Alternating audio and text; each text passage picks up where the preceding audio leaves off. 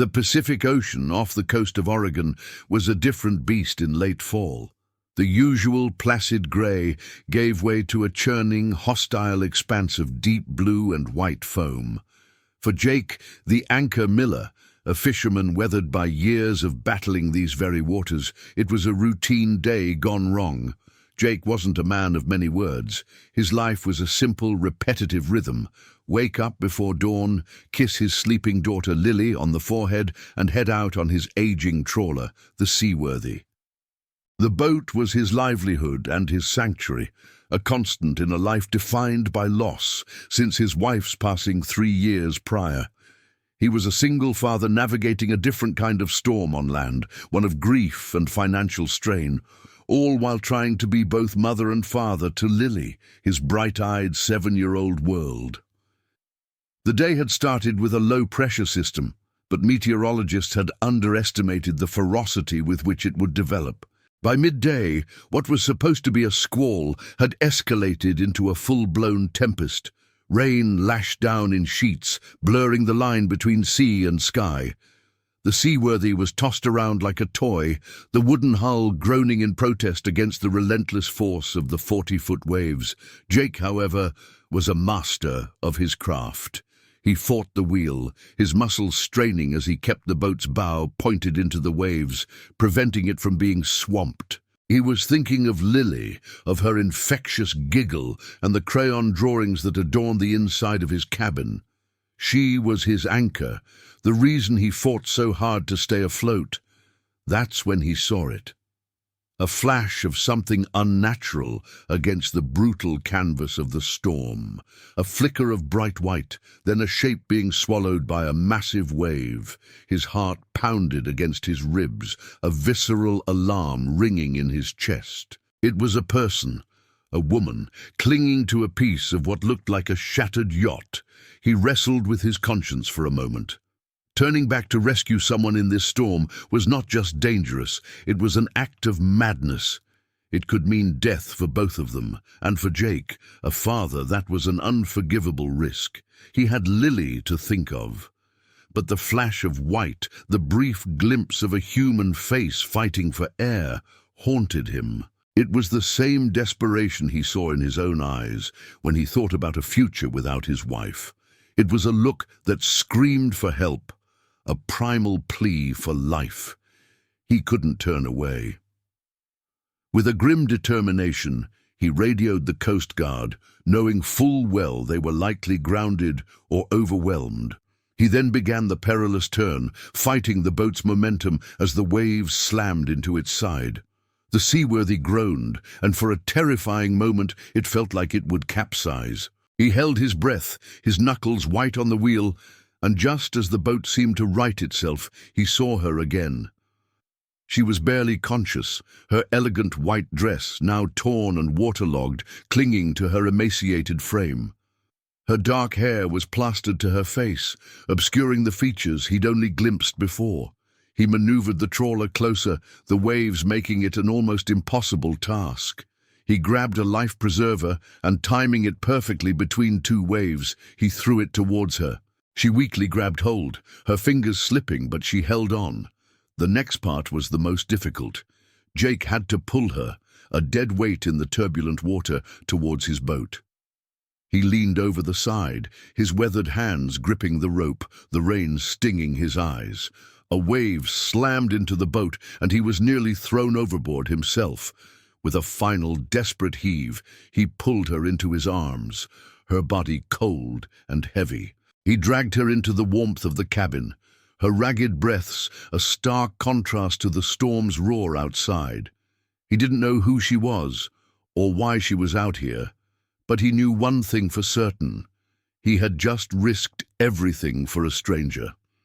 The cabin of the Seaworthy was a world away from the chaos outside. The small space, filled with the comforting smell of diesel and stale coffee, was now dominated by the pale, unconscious woman lying on Jake's bunk. The storm had finally begun to abate, a faint, weary sunrise painting the sky in bruised purples and greys.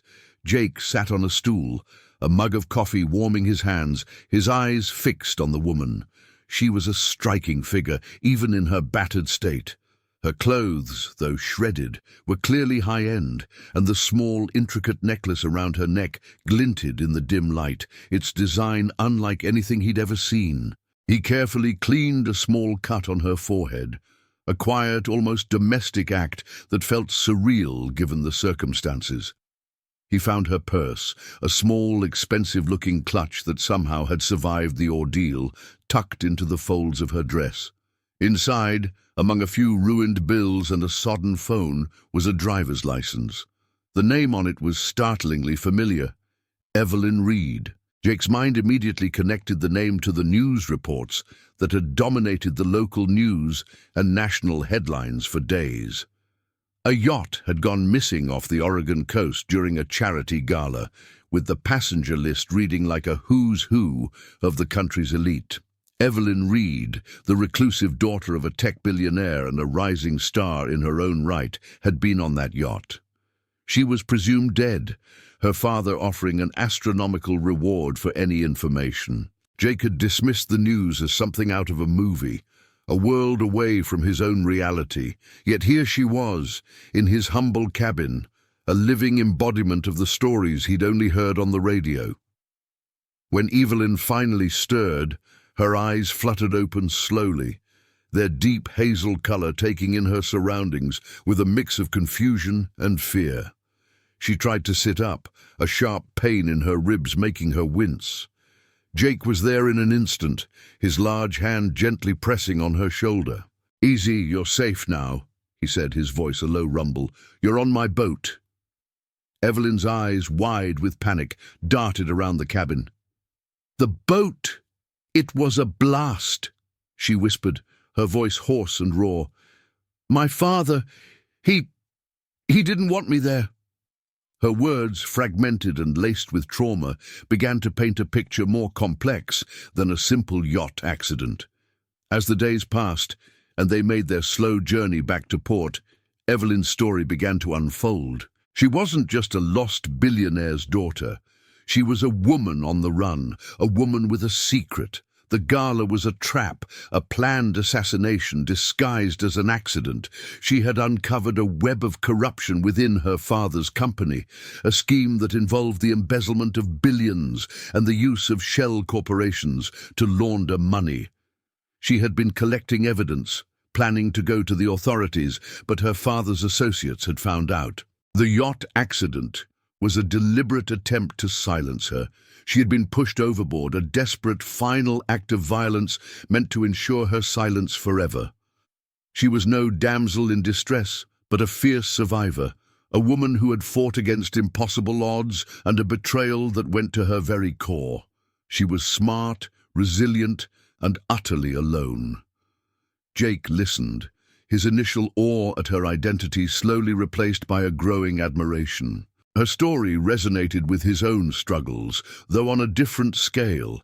She had lost her family, not to death, but to betrayal. She was fighting for something she believed in, just as he fought every day for Lily. As they approached the port, a new complication arose. Evelyn, after days of silence, admitted that she couldn't return home. "They'll be waiting for me," she explained, her gaze fixed on the horizon. "My father's people. They won't stop until I'm gone."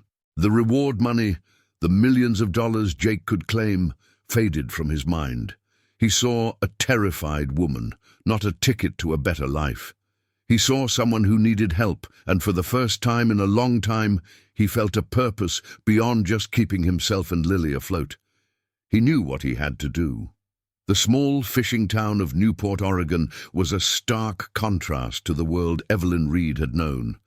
The grey, misty air, the smell of salt and fresh fish, the small, close-knit community, it was all alien to her. After docking the seaworthy, Jake made a decision that would change both of their lives. He took Evelyn to his humble home, a modest two-story house with peeling paint and a swing set in the yard. His daughter Lily, with her wide, curious eyes and a missing front tooth, was initially shy. But Lily had a way of finding the good in people, a gift she'd inherited from her late mother. She quickly took to Evelyn, showing her crayon drawings and sharing her favorite stuffed animal.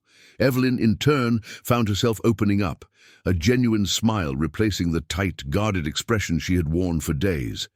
Jake explained Evelyn's story to his closest friend, a tough but kind-hearted woman named Maria, who ran the local diner. Maria, a no-nonsense type with a heart of gold, took Evelyn in without question. She gave her a job as a waitress and a place to stay, a simple room above the diner. Evelyn, the billionaire's daughter, now found herself serving coffee and flipping pancakes. Her elegant hands, once used to signing multi-million-dollar contracts, now stained with syrup and flour. It was a humbling but also healing experience.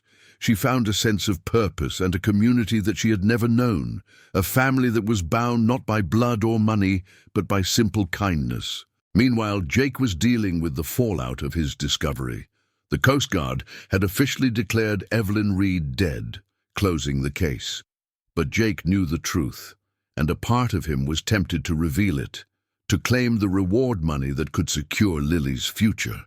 He could pay off his mortgage, get a new boat, and provide his daughter with a life of comfort. Yet every time he thought about it, he saw Evelyn's face, the terror in her eyes, the raw betrayal in her voice. He saw Lily's newfound joy in having a female presence in her life, a mother figure of sorts. He realized that some things were more valuable than money. The trust they had placed in him, the small, unconventional family they were forming, was priceless. The story was far from over.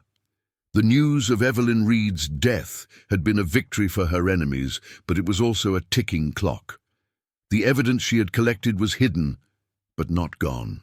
She had a network of her own, a small group of trusted associates who were still working to expose the corruption. They were in contact, and she was coordinating their efforts from her humble room above the diner. The final confrontation was inevitable. A showdown with her father's shadowy associates was coming, and Evelyn was no longer the fragile, terrified woman who had been pulled from the sea. She was stronger now, bolstered by the love and support of her new family. One evening, as the sun set over the ocean, painting the sky in fiery oranges and pinks, Evelyn stood on the docks with Jake. She held his hand, a simple gesture of gratitude and affection. "You saved me, Jake," she said, her voice soft but firm. "You gave me a second chance, a new life." He looked at her, at the woman who had brought light back into his grey world, and he realized that the reward money wasn't the point. His own heroism had been a journey of personal growth. He had braved the storm, not just to save her, but to find himself again. He had risked his life for a stranger, and in doing so had found a new purpose, a renewed sense of hope, and an unlikely partner in a journey that had just begun. Their fight for justice was not just Evelyn's anymore. It was a shared battle, a testament to the fact that even in the darkest of storms, a family can be found and hope can be salvaged from the waves.